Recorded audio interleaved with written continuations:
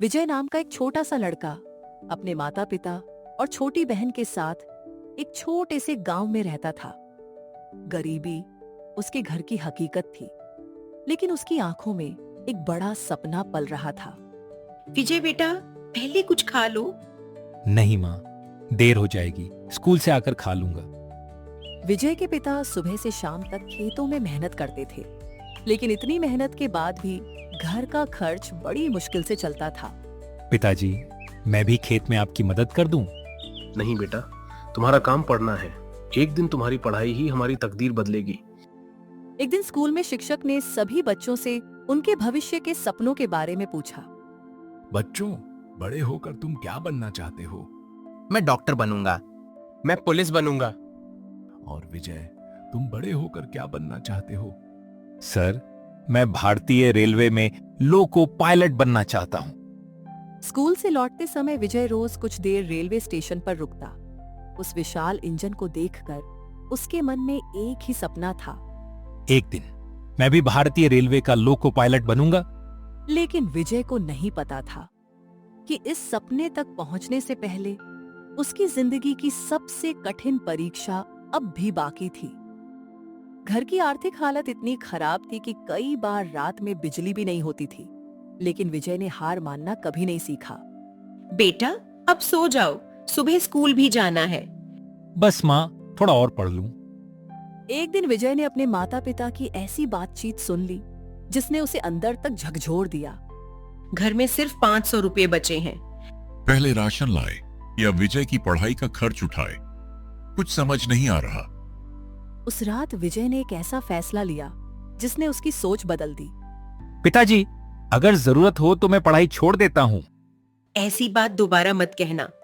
हम भूखे रह लेंगे, लेकिन तुम्हारे सपने कभी नहीं टूटने देंगे। अगले दिन स्कूल में विजय चुपचाप अपनी जगह पर बैठा था। उसका उतरा हुआ चेहरा देखकर शिक्षक समझ गए कि उसके मन में कोई गहरी चिंता चल रही है। वे उसके पास गए और प्यार से पूछा, क्या बात है विजय? आज तुम बहुत परेशान लग रहे हो। सर, मेरे पिताजी के पास मेरी पढ़ाई का खर्च उठाने के लिए पैसे नहीं हैं। याद रखना, मेहनत करने वाला इंसान कभी हारता नहीं। एक शाम दिन भर खेत में मेहनत करने के बाद विजय के पिता थके हुए घर लौट रहे थे, लेकिन अचानक उनकी तबीयत बिगड़ने लगी। जैसे ही वे घर के सामने पहुंचे, उनका संतुलन बिगड़ गया और वे जमीन पर गिर पड़े। विजय, जल्दी आ बेटा, देख तेरे पिताजी को क्या हो रहा है। पिताजी, हिम्मत रखिए, मैं अभी आपको अस्पताल ले चलता हूँ।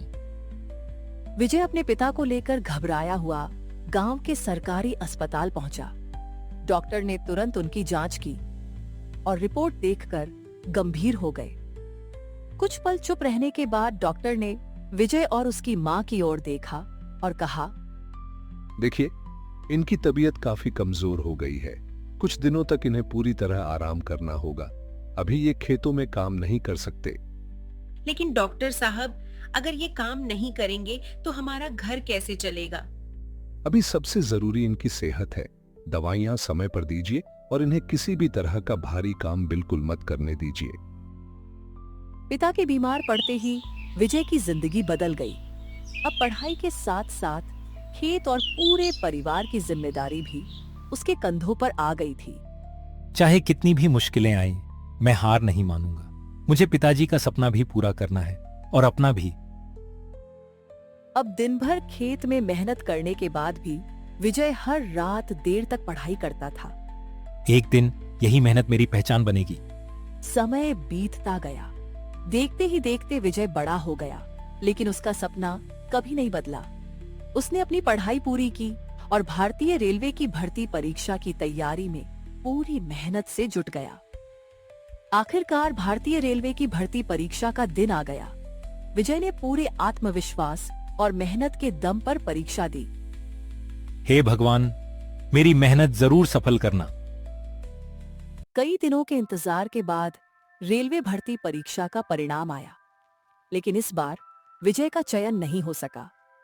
माँ, बाबा, इतनी मेहनत करने के बाद भी मैं सफल नहीं हो पाया। बेटा, हिम्मत मत हारना, तुम बस मेहनत करते रहो, एक दिन तुम जरूर सफल होगे। याद रखो बेटा, मेहनत कभी बेकार नहीं जाती। आज नहीं तो कल उसका फल जरूर मिलता है। उस दिन विजय टूटा जरूर था, लेकिन उसने हार नहीं मानी। उसी पल उसने पहले से भी ज्यादा मेहनत करने का फैसला कर लिया। विजय ने हार नहीं मानी। उसने पहले से भी ज्यादा मेहनत के साथ फिर से तैयारी शुरू कर दी। इस बार मैं अपने सपने को सच करके दिखाऊंगा। मुझे तुम पर पूरा भरोसा है बेटा। यही हिम्मत तुम्हें तुम्हारी मंजिल तक पहुंचाएगी। कुछ महीनों बाद रेलवे भर्ती परीक्षा फिर से हुई। इस बार विजय पहले से कहीं ज्यादा तैयार था। हे भगवान, इस बार मेरी मेहनत को जरूर सफल करना। आखिरकार वह दिन आ ही गया जिसका विजय को बेसब्री से इंतजार था। आज रेलवे भर्ती परीक्षा का परिणाम आया और विजय ने परीक्षा पास कर ली। माँ, बाबा, मेरा चयन हो गया। मैं लोको पायलट बन गया। सच में बेटा, आज तो हमारी खुशी का ठिकाना ही नहीं रहा। तुम्हारी मेहनत आखिरकार सफल हो गई। मुझे तुम पर हमेशा भरोसा था बेटा। आज तुमने हमारा सिर गर्व से ऊंचा कर दिया। मेडिकल जांच और ट्रेनिंग पूरी करने के बाद आखिरकार विजय ने भारतीय रेलवे में लोको पायलट के रूप में अपनी नई जिंदगी की शुरुआत की। बधाई हो विजय, आज से आप भारतीय रेलवे में लोको पायलट के रूप में नियुक्त किए जाते हैं। Thank you sir. मैं पूरी ईमानदारी और समर्पण के साथ अपनी जिम्मेदारी निभाऊंगा। जिस लड़के ने कभी गरीबी और मुश्किलों के बीच बड़े सपने देखे थे, आज वही भारतीय रेलवे का लोको पायलट बन चुका था। उसकी कहानी यह सिखाती है कि हालात चाहे कितने भी कठिन क्यों ना हो, अगर हौसला बुलंद हो और मेहनत सच्ची हो तो कोई भी सपना अधूरा नहीं रहता। सपने वही सच होते हैं जिन्हें पूरा करने के लिए इंसान हर मुश्किल का सामना करने का साहस रखता है। गरीबी आपकी पहचान नहीं, आपकी मेहनत आपकी असली पहचान बनती है।